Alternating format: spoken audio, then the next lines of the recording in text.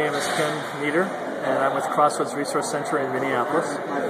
And your question is, what's a local food economy? And I would say that really it's a cluster of local businesses that really agree to trade with each other and trade local food from farms to local consumers.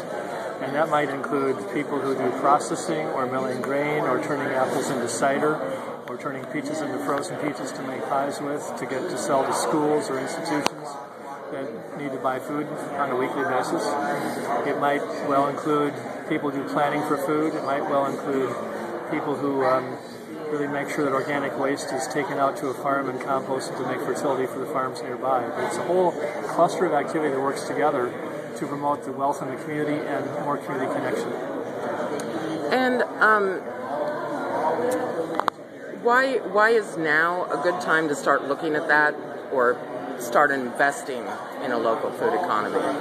Well, I think that we're having a sort of interesting dilemma with agriculture right now, that we've made one of the most productive agricultural engines on the planet, but it's not really rewarding farmers all that reliably. And so we have a situation where housing starts right now, and the farm economy is a little bit floundering. Even though farm income's been good, it's not as good as it used to be. And no manufacturing plants are being built. So what I see a lot of people around the country turning to is, we all need to eat, and we all can grow food in many of our urban and suburban areas. And so by forming commerce around the need to eat and really creating food for local people to eat, we can actually get the economic engine of the country going back again.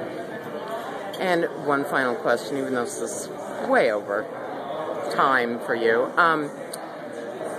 What do these people need to do to get a local food economy going?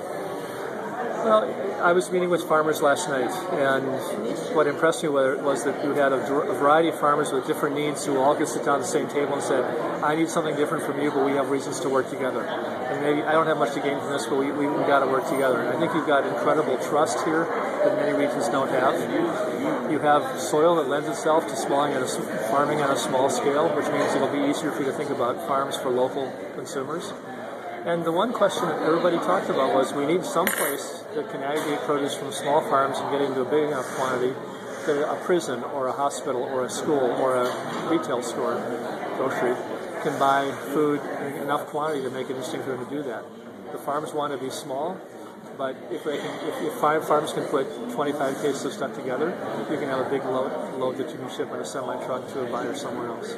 I think that's the most clear need that I see. But people today are going to decide what they think the first step is, and whatever they think is best is going to be what likely happens.